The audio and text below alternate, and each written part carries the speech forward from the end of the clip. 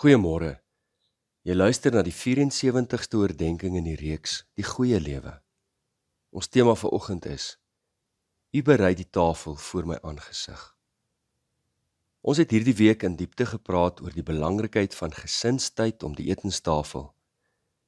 Gedeelde maaltye in die groter konteks van vriendskap en kollegialiteit om saam te kan eet. Ook vir kinders om pauses saam met maatjies kos te kan eet, te kan deel. En gister het ons gepraat oor Jesus se tafelbediening. Ons sluit hierdie week se oordenkings oor tafels af met 'n oordenking uit Psalm 23. 6 sinne. Net 6 verse. En dis meer en dieper en van groter waarde is al die stortvloed van woorde wat ons daagliks hoor, al die miljoene, triljoene woorde op sosiale media, met feitelik geen volhoubare waarde nie. 'n Goeie skoot van 'n Babelse gebrabbel. Daarteenoor is daar 6 sinne wat die toets van tyd deurstaan, wat van kindsbeen ons hart aangryp en tot op ons sterfbed verlaas vertroosting sal bring. Psalm 23, 'n psalm van Dawid. Die Here is my herder, ek kom niks kort nie. Hy laat my rus in groen weivelde. Hy bring my by waters waar daar vrede is. Hy gee my nuwe krag.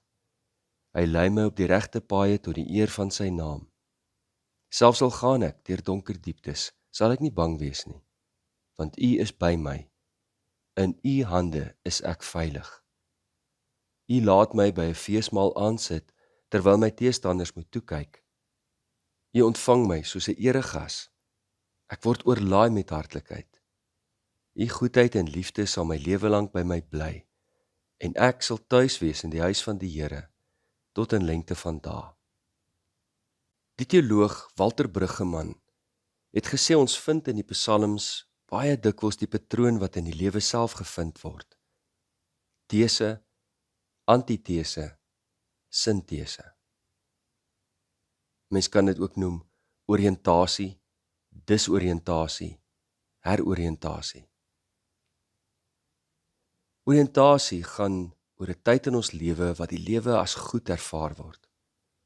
Ons lewenspad loop spreekwoordelik deur groen weivelde en na waters waar daar vrede is. Ons leef met nuwe lewenskrag. Ons beleef voorspoed, selfs oorvloed. Ons huis is vol, ons hart is vol, ons is jonk, ons is sterk, ons is gesond, ons het vriende, selfs baie vriende. Die lewe is voorspelbaar. Selfs ons teologie is eenvoudig. Doen wat jy moet doen en die Here sal jou seën. Solank jy op die regte pad bly, sal geen onheil jou tref nie. Disoriëntasie. Iets gebeur wat my wêreld skud. Dit kan 'n gebeure buite myself wees, 'n ongeluk, 'n krisis, 'n tragedie. Die wêreld maak skielik nie meer sin nie. Dit het onvoorspelbaar geword. Ek staan in skok en ongeloof. Hoe kan God dit toelaat? Waar is God? Is God? Hoekoms en waaroms voel my lewe?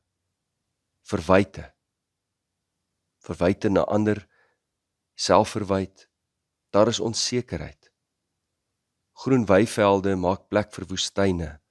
Waters waar vrede was, word droë rivierlope. Kan ook binne my gebeur.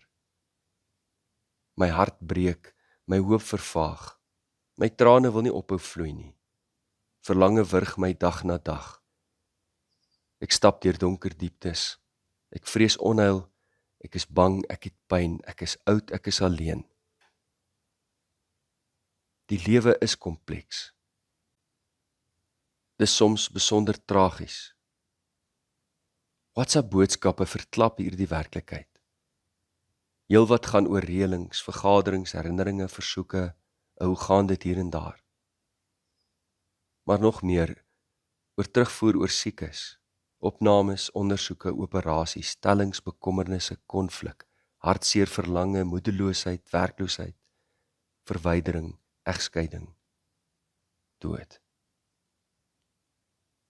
In die lig hiervan is tafels dikwels nie die plek waar ons vrede en geluk ervaar nie, maar 'n pynlike herinnering van hoe dit eens was. 'n Mens sou kon dink dat Psalm 23 nie weet van die swaar van die lewe nie. Die Here is my herder.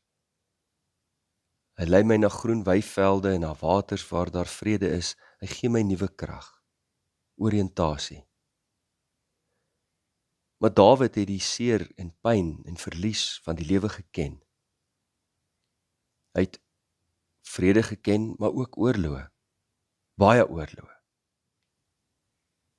Hy het liefde geken, maar ook verraad.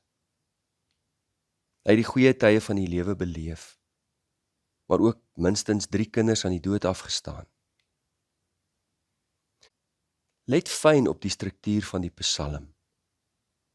Dis meesterlik geskryf. Die Psalm begin met die naam van die Here. Jahwe, die Here is my herder. En hy eindig weer, net 2 keer vind ons die naam van die Here. Dit eindig ook met, in die huis van Jahwe, van die Here, sal ek bly tot in lengte van dae. En presies in die middel van die Psalm staan daar, want U is by my. Nie alleen belydenis oor die Here se teenwoordigheid nie, maar 'n belydenis dat U my God is, my herder is en by my is. Presies in die middel van die Psalm lê die sleutel van hierdie plek van disoriëntasie. Dat maak nie saak wat gebeur nie. U is by my in hierdie donker diepte. En in U hande is ek veilig.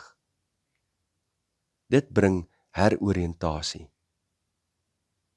Soms is dit vaag, soos die eerste verkleuring van die dag wat begin breek.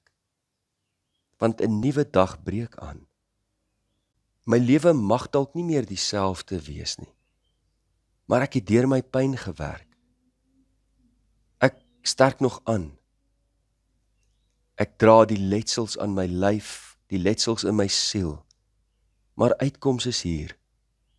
Ek dink dalk anders oor die lewe. My belydenis is dalk minder eenvoudig. Maar ek het nuwe hoop gevind. Ek het 'n nuwe oriëntasie op die lewe. Want God is hier teenwoordig. Ook op die donkerste Vrydag van hierdie aarde se bestaan. Ek weet daar's 'n kruis. En ek weet daar's 'n leë graf. 'n opstandingsdag. Dit heroriënteer my, gee my nuwe hoop, vertroos my, bemoedig my, laat my vertrou, laat my vasbyt, laat my vashou. Dis 'n nogtans geloof soos Dawid en Habakuk sin en gelowiges wat die bladsye van die Bybel vul. Die begin en die einde van die lewe, met alles tussenin, word geleef in die teenwoordigheid van Jahwe, die Here, die een wie ek U kan noem, met wie ek kan praat, aan wie se tafel ek vir altyd by kan sit. Kom ons bid saam. Here, U wat die goeie herder is, bring ons by groen weivelde en waters waar daar vrede is. Geef vir ons nuwe krag. Lei ons op die regte paaie tot die eer van U naam. Selfs al gaan ek ook deur donker dieptes, versterk my geloof dat ek nie bang sal wees nie, dat ek veilig in U hande sal kan rus. Laat my by 'n feesmaal aansit by U tafel. Ontvang my soos 'n eregas. Oorlaai my met U hartlikheid. Want U goedheid en die liefde sal my lewe lank by my bly.